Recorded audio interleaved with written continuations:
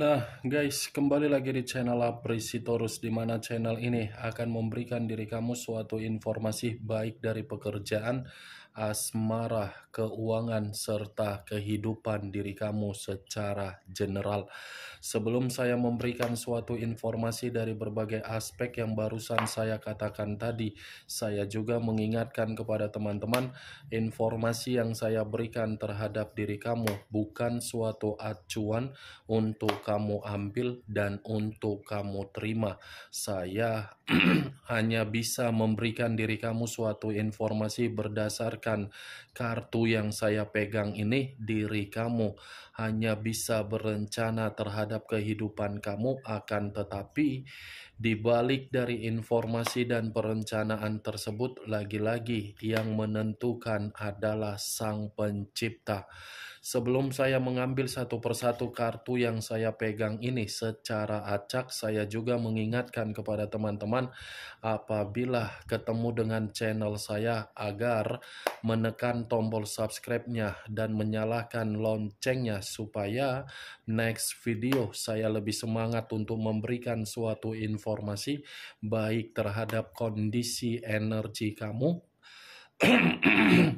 manusia yang selama ini kamu prioritaskan, serta pihak ketiganya.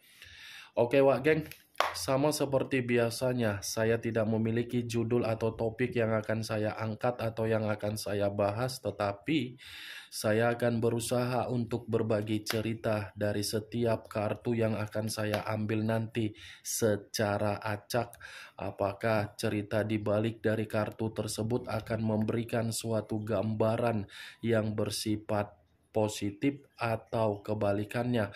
Kita langsung saja. Saya akan mengambil beberapa kartu, di mana kartu yang akan saya ambil nanti bisa saja bersifat resonate, bisa saja tidak bersifat resonate. Semuanya saya kembalikan terhadap pola pemikiran kamu, semuanya saya kembalikan terhadap situasi energi yang kamu miliki untuk saat ini.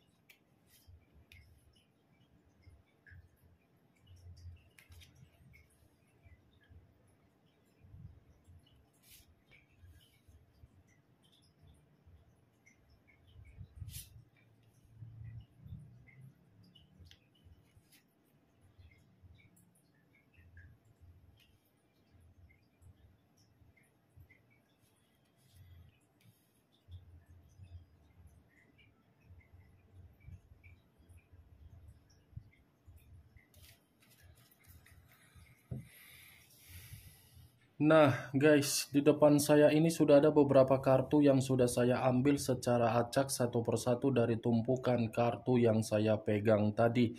Apakah informasi atau cerita di balik dari kartu yang ada di depan saya ini akan memberikan suatu gambaran yang bersifat positif atau kebalikannya? Kita langsung terhadap kartu pertama. Muncul kartu ini. Sekali lagi saya mengatakan muncul kartu yang saya pegang ini, di mana kemunculan kartu yang saya pegang ini seperti memberikan suatu isyarat atau berbicara terhadap kondisi satu energi, yang dimana kondisi energi tersebut untuk saat ini saya melihat dan saya merasakan sepertinya ada satu bentuk pergerakan, tetapi bentuk pergerakan ini saya kategorikan hasil dari situasi pemerasan yang diterima. Kenapa saya mengatakan hal tersebut terhadap satu energi yang saya katakan tadi? Bisa saja satu energi yang saya katakan tadi sedang berusaha keras untuk mengembalikan situasi yang selama ini dilakukan, tetapi situasi yang selama ini dilakukan saya kategorikan sebagai penyembuhan. Ya, ibaratnya sedang keluar dari zona ketidaknyamanan, di mana ketika keluar dari zona ketidaknyamanan karena memang terpaksa untuk memberikan suatu kondisi kestabilan secara fisik ataupun mental. Kalau saya katakan di dalam perjalanan komitmen, bisa saja perjalanan komitmen itulah yang membuat situasi pemerasan yang diterima oleh satu energi yang saya katakan tadi. Pemerasan ini dalam kategori apa? Energi positif, di mana energi positif terbuang terhadap berbagai kondisi yang begitu sangat rumit. Kalau kartu yang saya pegang ini saya kaitkan terhadap posisi energi yang dimiliki oleh pihak lain atau orang lain, serta mengesampingkan satu energi yang saya katakan tadi, secara tidak langsung kartu ini mengatakan secara karakter atau watak, di mana karakter atau watak tersebut selalu saja mencari keuntungan, di mana keuntungan yang dicari segala cara dilakukan, baik secara ilegal ataupun legal. Kalau saya mengatakan di dalam perjalanan komitmen yang dilakukan oleh pihak lain, saya rasa keuntungan yang berbicara bukan secara perasaan yang tulus yang berbicara. Apa yang barusan saya katakan tadi bisa saja mengarah terhadap posisi energi kamu, dan apa yang barusan saya katakan tadi bisa saja mengarah terhadap posisi energi yang dimiliki oleh manusia yang selama ini kamu prioritaskan tetapi pergi meninggalkan diri kamu. Akan tetapi, sebelum saya memberikan suatu informasi terhadap kemunculan kartu yang saya pegang ini, terlebih dahulu saya akan mengarah terhadap diri kamu sebelum saya mengarah terhadap manusia tersebut. Sebelum saya mengarah terhadap manusia itu, terlebih dahulu saya akan mengarah terhadap diri kamu. Di mana ketika diri saya mengarah terhadap posisi energi kamu, baik secara pemikiran, perasaan, atau kondisi batin kamu, kalau ketiga aspek tersebut saya kaitkan kembali di dalam perjalanan komitmen kamu, lagi-lagi perjalanan komitmen kamu itu saya kategorikan bukan memberikan diri kamu keuntungan, tetapi memberikan keuntungan terhadap orang yang kamu prioritaskan. Kenapa saya berbicara seperti itu di dalam perjalanan komitmen kamu? Karena memang orang yang kamu prioritaskan adalah orang yang pintar untuk menyesuaikan situasi diri sendiri dengan situasi yang terjadi di dalam komitmen kamu. Ya, ibaratnya orang yang kamu prioritaskan itu adalah ular dan bunglon. Kamu tahu kan bagaimana posisi bunglon yang kapan saja bisa menyesuaikan warna tergantung bagaimana situasi yang sedang ditempatkan. Jadi sekuat apapun diri kamu untuk mengetahui kesalahan yang dia lakukan, lagi-lagi kesalahan yang dia lakukan tersebut belum tentu membenarkan diri kamu walaupun diri kamu yang benar. Kalaupun saya mengatakan manusia itu sebagai ular, ya karena memang manusia itu memiliki mulut yang begitu sangat tajam, di mana ketajaman yang dia miliki secara mulut melebihi tajamnya sebuah pedang. Itu yang saya lihat, Wak Geng. Benar atau tidak dari perkataan yang barusan saya katakan, ya semuanya saya kembalikan terhadap pola pemikiran kamu. Setidaknya bagi saya komitmen kamu itu adalah komitmen yang kamu terima dari seseorang yang begitu sangat serakah. Keserakahan itu mungkin kamu sudah menyadari, tetapi apa yang kamu sadari belum tentu membuat manusia itu paham betapa tulusnya diri kamu dan betapa setianya diri kamu untuk memprioritaskan manusia itu, walaupun manusia itu sudah memperlakukan diri kamu di luar dari jangkauan pemikiran kamu. Apa yang barusan saya katakan tadi, Wak Geng, itu berdasarkan dari pergerakan energi kamu sebagai pembuka, belum acuannya dari kartu yang saya pegang ini. Kalau acuannya dari kartu yang saya pegang ini, saya lemparkan kembali di dalam perjalanan komitmen kamu.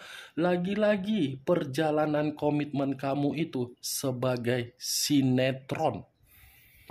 Sinetron yang lama-kelamaan membuat orang lain sebagai penonton membosankan.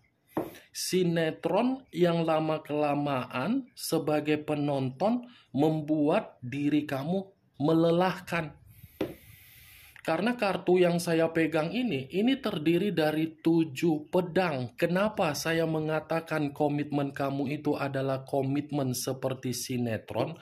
Orang yang kamu prioritaskan penuh dengan sisi drama, tetapi drama tersebut seakan-akan membuktikan dia yang tersakiti, padahal kamu yang tersakiti.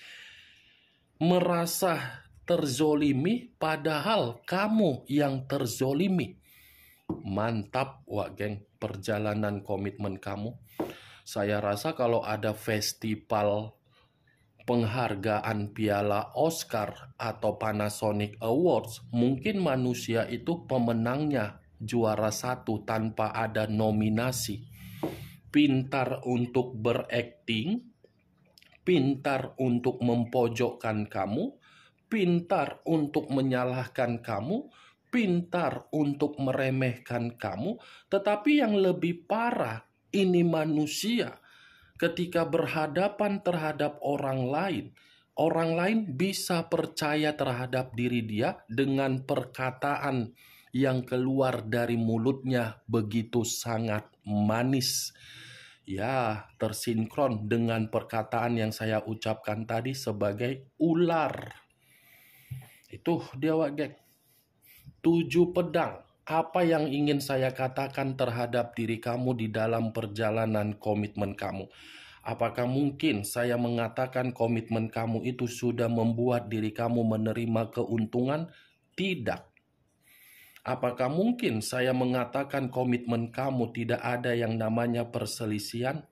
Tidak. Selalu timbul perselisihan, selalu timbul konflik. Tetapi perselisihan itu bukan karena diri kamu yang memicu. Sekalipun diri kamu memicu karena diri kamu sudah tidak tahan dengan kedramaan yang dia lakukan. Karena diri kamu sudah merasa lelah. Ini manusia kapan berubah? Ini manusia kapan bisa memahami? Ini manusia kapan bisa mengerti bahwasannya komitmen ini bukan untuk dihianati, tetapi untuk diberikan kepercayaan. Sampai di sini bisa kamu masukkan secara logika kamu, Wak Geng, di mana posisi kamu yang sebenarnya? Jadi sangat sulit, kalaupun diri kamu merasa kamu benar, kamu ingin menyalahkan manusia, itu sulit diri kamu untuk menyalahkan manusia tersebut. Makanya saya selalu mengatakan terhadap diri kamu, biarkan dia itu menikmati kebebasan dia menurut kepuasan dia. Sulit bagi kamu untuk mengarahkan manusia itu, apalagi diri kamu membimbing.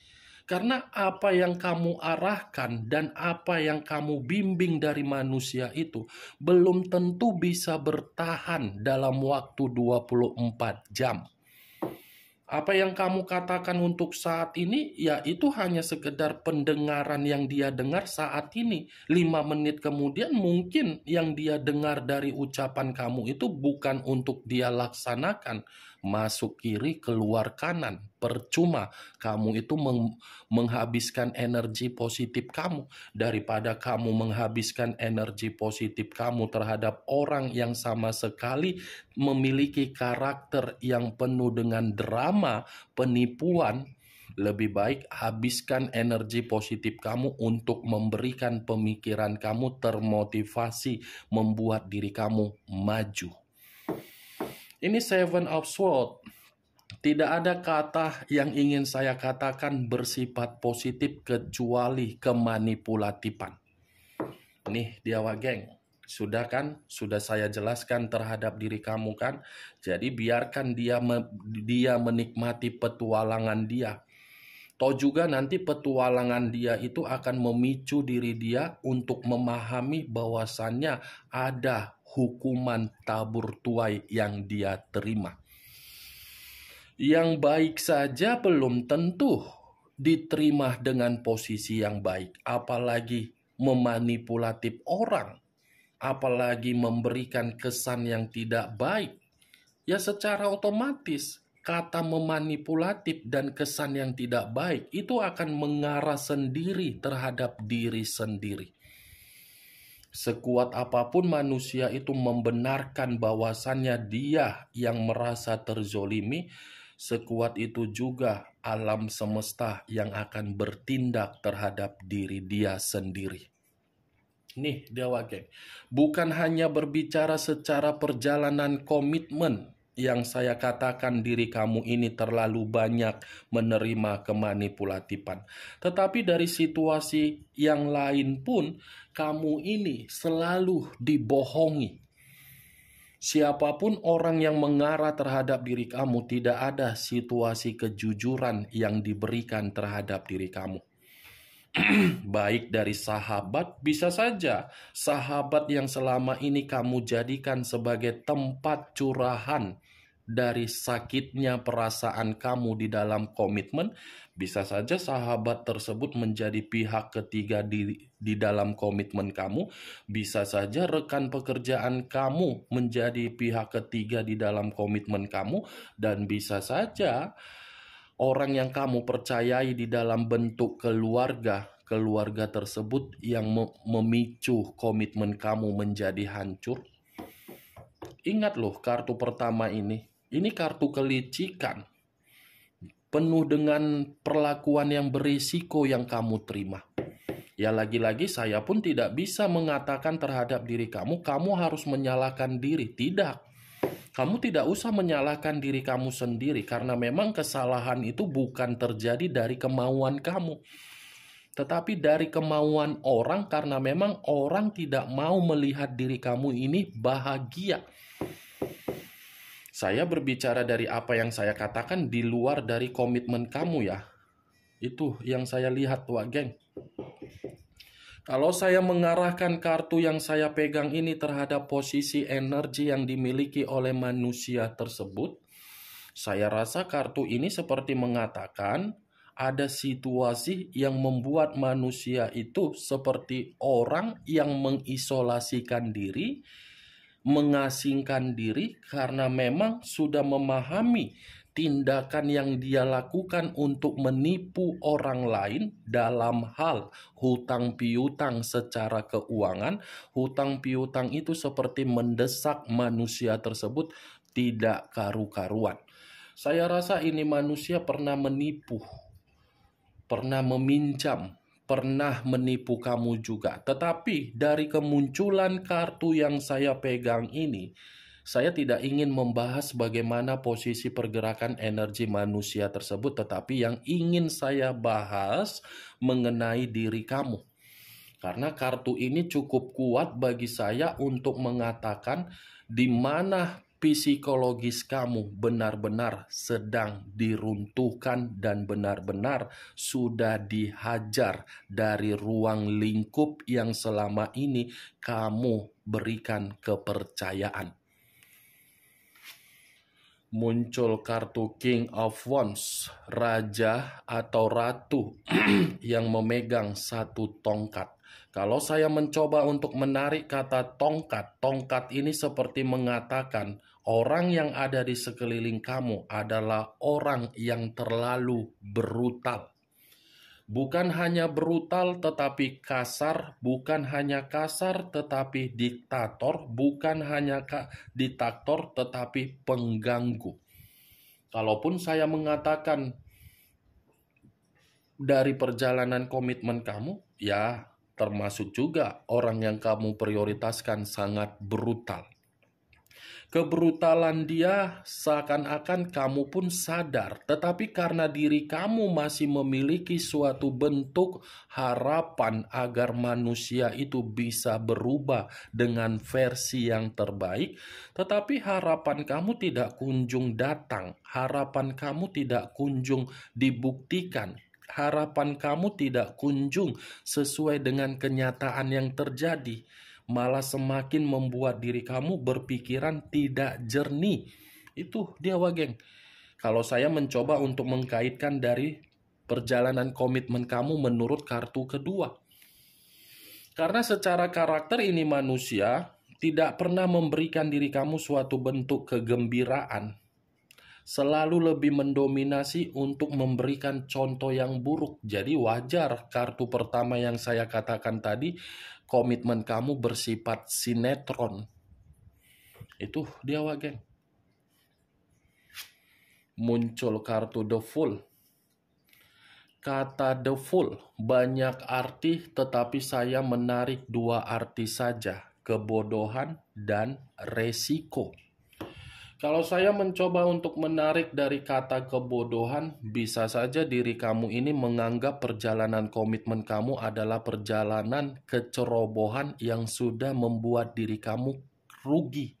Tetapi di balik dari kecerobohan kamu, sepertinya kartu The Fool ini, kamu secara tidak langsung sudah didewasakan secara mendadak. Di mana ketika kamu didewasakan secara mendadak dari perjalanan komitmen kamu, sepertinya kamu ini sedang berusaha untuk keluar dari zona ketidaknyamanan yang sedang terjadi terhadap diri kamu. Seperti orang yang sedang berekspektasi tinggi untuk menciptakan suatu bentuk peluang yang dimana peluang tersebut agar bisa maju. Lagi-lagi saya menyarankan terhadap diri kamu, kalau memang diri kamu sudah memiliki ekspektasi tinggi keluar dari zona ketidaknyamanan kamu, buat zona ketidaknyamanan kamu itu untuk termotivasi. Karena kartu The Fool ini pun bisa mengatakan terhadap diri kamu ada situasi kebangkitan yang akan kamu terima berupa kemurnian, di mana kemurnian tersebut akan ada suatu bentuk kegembiraan dan akan ada suatu bentuk keberuntungan yang akan kamu terima. Tetapi kalau saya kembali terhadap kartu The Fool yang saya katakan tadi dalam bentuk resiko, arti kedua, saya mengkaitkan di dalam perjalanan komitmen kamu yang dimana komitmen kamu itu menganggap diri kamu sebagai batu loncatan untuk membuat manusia tersebut mendapatkan derajat status yang lebih baik. Ya, kalau saya mengibaratkan, orang yang kamu prioritaskan itu adalah parasit atau benalu, yang dimana kamu yang menjadi tulang punggung. Tetapi ketika kamu menjadi tulang punggung, kamu pun tidak dihargai. Muncul kartu Four of Swords, terdiri dari 4 pedang. Kalau saya mencoba untuk menarik satu pedang dari keempat pedang yang barusan saya katakan, satu pedang yang saya tarik ini seperti memberikan suatu gambaran yang dimana posisi pergerakan energi kamu masih bersifat frustasi. Ini posisi pergerakan energi kamu seperti orang yang benar-benar sedang kelelahan, seperti orang yang benar-benar sedang penuh kecemasan, seperti orang yang benar-benar ada situasi ketakutan. Saya ingin memberikan diri kamu saran, Wak Geng. Saran yang ingin saya katakan ini tidak memungkiri dari pergerakan energi kamu yang begitu sangat lelah. Coba luangkan dulu waktu kamu, di mana ketika kamu meluangkan waktu kamu, kamu mencari berbagai situasi yang bersifat positif. Karena ketika kamu mencari berbagai situasi yang bersifat positif, positif tersebut akan memberikan diri kamu kebebasan untuk berpikir secara mental dan pemikiran kamu akan jernih kembali. Kamu tidak usah merasa gelisah karena kemunculan kartu The Fool ini pun masih mengatakan terhadap diri kamu ada kebangkitan dan ada kemurnian. Buang kondisi kegelisahan kamu itu. Muncul kartu The Tower. Unsur tanah berlambangkan 3 zodiak, Capricorn, Taurus, dan Virgo. Kalau saya mencoba untuk mengesampingkan ketiga zodiak yang barusan saya katakan tadi, keluarnya kartu The Tower. Ini mengatakan perjalanan komitmen kamu saya kategorikan sebagai perjalanan komitmen seperti malapetaka. Ya kan, malapetaka kan komitmen kamu. Kartu pertama saja sudah kartu 7 pedang, ya tersinkron dengan The Tower. Kamu ditipu, kamu dimanipulatif, ujung-ujungnya kamu yang hancur. Tetapi kehancuran yang kamu dapatkan bukan membuktikan diri kamu di masa lalu untuk bersikap tegas, tetapi kamu menunggu dengan perubahan manusia itu. Kamu yang menunda kata perpisahan, perceraian dari komitmen kamu di masa lalu. Tetapi semakin dalam kondisi psikologis kamu hancur dan dihajar dari komitmen kamu, membuat diri kamu merasa menarik diri. Ketika kamu menarik diri, kartu The Tower ini pun seperti mengatakan kamu sedang membangun satu pondasi yang begitu sangat kuat di dalam kehidupan kamu. Saran saya cuma satu, Wak Geng. Saya kembali mengatakan terhadap diri kamu, kalau memang diri kamu sedang membangun pondasi kehidupan agar kehidupan kamu stabil, buat pondasi tersebut semakin termotivasi dan kamu bisa membuktikan bahwasannya kamu tidak membutuhkan atau ketergantungan terhadap orang yang kamu prioritaskan telah meninggalkan diri kamu. Muncul kartu Four of Wands. Four of Wands terdiri dari 4 tongkat. Kalau saya mencoba menarik satu tongkat dari keempat tongkat yang barusan saya katakan, satu tongkat yang saya tarik ini seperti mengatakan pondasi yang sedang kamu pertahankan atau pondasi yang sedang kamu bangun di dalam kehidupan kamu agar bisa stabil. Kartu terakhir mengatakan akan ada suatu kebahagiaan dan akan ada suatu bentuk kegembiraan. Tetapi kalau saya memutarbalikan perkataan saya tadi, ketika diri kamu sudah benar-benar sedang menikmati kebahagiaan kamu dengan kesendirian kamu dan kemerdekaan kamu, saya rasa orang yang pernah hadir di dalam kehidupan kamu akan datang ketika manusia itu merasa tidak terima dengan perubahan kamu. Kamu sudah move on, manusia itu masih mencari diri kamu karena memang dia menyimpan situasi kenangan yang manis dari diri kamu. Oke Wak Geng, hanya itu yang bisa saya berikan informasinya terhadap diri kamu dari ke-6 kartu yang saya pegang ini. Sekian dulu informasinya. Salam kartu tarot, salam zodiak.